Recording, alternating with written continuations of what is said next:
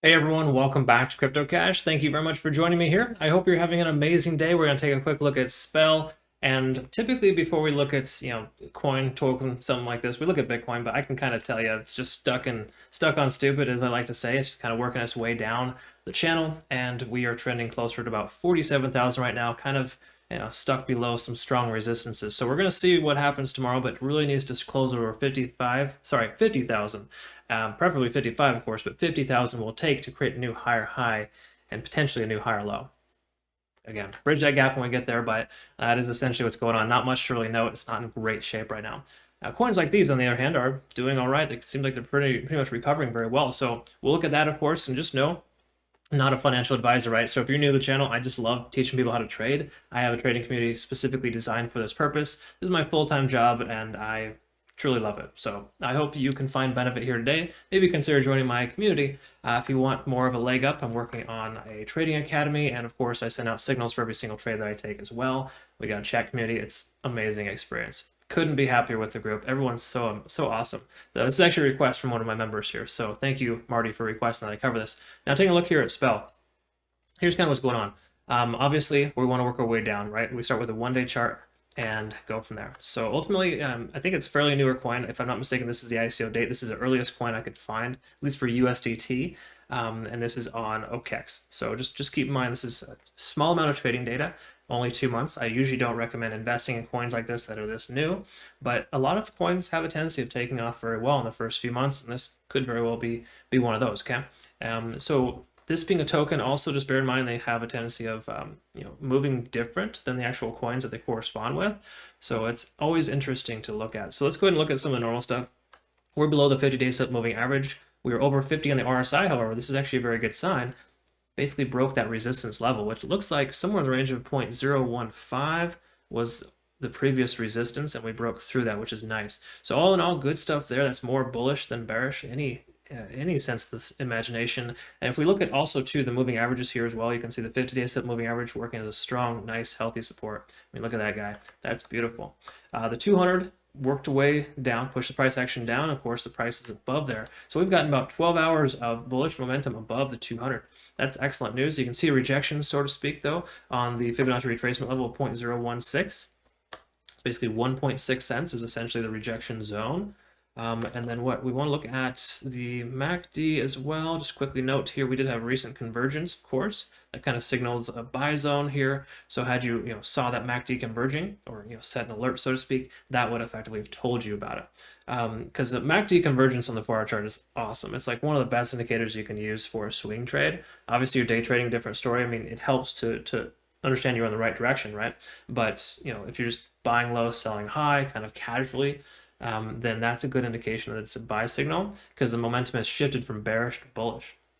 And we saw that there. We also got RSI up over 70, correction, up over 50, but still under 70. And that's a healthy thing too, because when you see an RSI under 70, it gives you the understanding that, of course, the price is doing very well. It's not overbought, not quite, but it's trending nicely. So what's good about this is if we can get the price to stay just below 70, then you don't have a major retracement, major sell-off. I mean, you look back here, you see this RSI peak up over 70.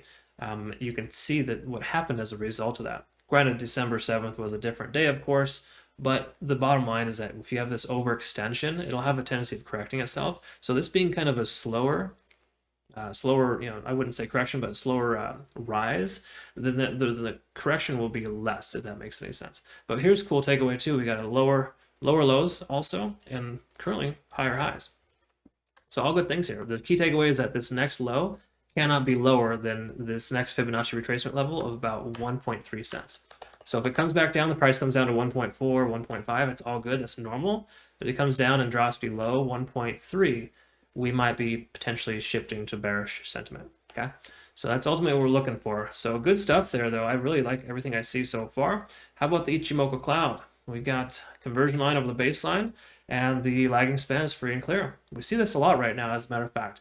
It's that natural Saturday happiness, I guess you could say. People got paid. Granted, Bitcoin, terrible, but there's a lot of sales again with Bitcoin selling off yesterday. So people are taking that hard-earned money, investing into crypto.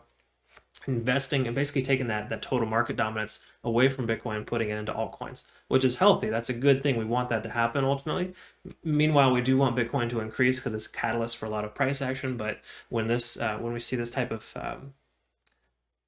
price fluctuation, so to speak, it's a very healthy thing. So I like where the cloud is at right now. It's basically telling us that we could have a continuation further, and that we're not supposed to close our position yet. Because again, the Ichimoku cloud's a conservative indicator. It really helps you kind of get in when the momentum is moving in the direction you want to head, and get out before the momentum is lost. It isn't telling us there's momentum loss, right? It's telling us strictly put that we are still in good position to keep our position open, and we should have at least 12 to 24 hours worth of continuation. Okay, so ultimately, we don't need to worry about it just yet, if that makes any sense. So I do think that looks good. Let's also take a look at TD sequential, see where we're at there. We are a little bit on the overextended side here, but we got a nice little reset there. So if you see the price come up to a 9, that basically tells us that we are at a state of exhaustion, that we should expect a correction. Instead of the correction, it just continued up for about 4 more hours and then maxed out, so to speak, right here at about 1.6, 1.7 cents, basically 1.7. Now it retraced back down, we got that reset, so we could literally see another 7 hours of bullish continuation back to the upside. So I think there's a good chance that SPEL will continue upwards based on the healthy correction we saw here. But you can see here, it comes right up to this Fibonacci retracement level, leveled out for 4 hours, then took off again. That's a good sign. That basically shows that we had that enough momentum, enough volume to get us through. So a nice little push of volume here is healthy, and we're looking good. Let's go ahead and take a quick look at the volume profile and kind of wrap it up here. So then we're just going to look at the volume profile for the most recent Fibonacci retracement. So from its highest point to its lowest point, plus the current data. What are we looking at for the volume? And this is also an awesome sign here. So we see this right around 1.4 cents. So 1.4 is essentially the support level because we got the strongest amount of volume accumulation below the current price action. So the price tries to come back down, it'll come down to here, right around 1.4, 1.45 cents, and it'll effectively bounce off that new support level.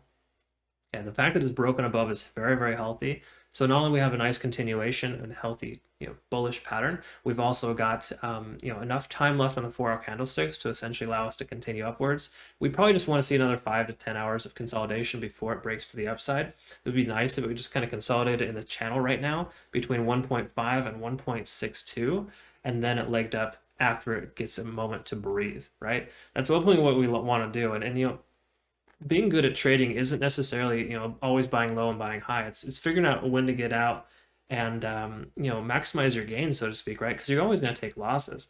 But, you take smaller losses and larger gains, that's where the money comes in, right? But you also want to be a deal hunter as well. And if you can see this, looking for a good deal, it is essentially a good deal right now in that sense, where it has a propensity to do very well. It can get up to about 2.2. So hypothetically, this continuation occurs, we could see about a 40% increase from where it's at presently. And with there being a strong support and volume just below that, this appears to be a very good value, very good deal.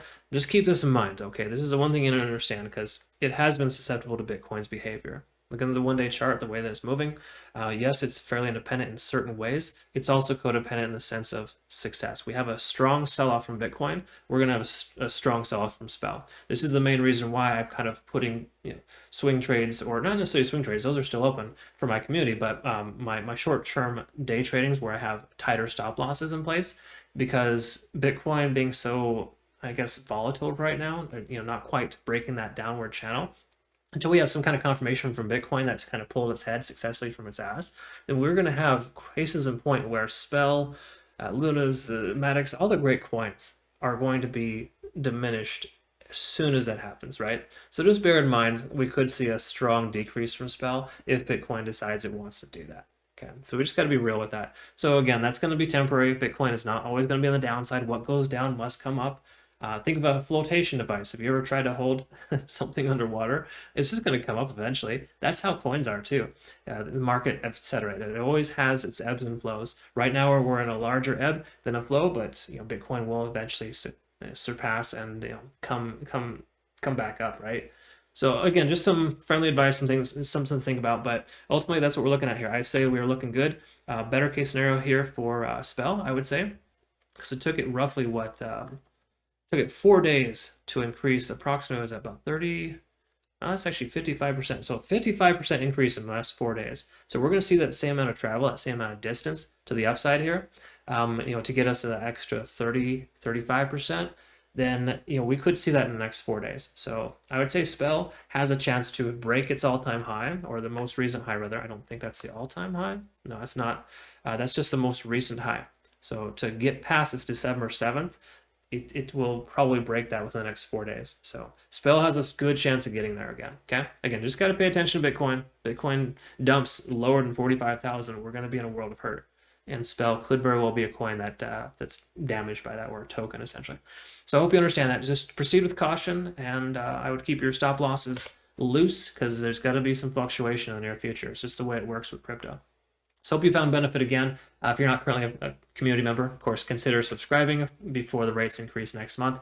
But more important though, I'm actually including a trading academy. So if you're newer to the channel or just in general trading, I'm going to help you brush up to speed and becoming a better, more profitable, self-sufficient trader. So you can learn as much as you can from this, don't get me wrong, but that's going to be more of an in-depth dive, and I'll have that rolled out within the next 3 or 4 weeks. So keep that in mind. Working really hard on that to help my community members. So thanks again to my members that asked for me to cover this. You are all deeply appreciated, and I very much love and respect what you're doing too. It's not an easy industry to get into, to break into, but you got to learn and you got to start somewhere. Thanks again for your time. We'll see you in the next one.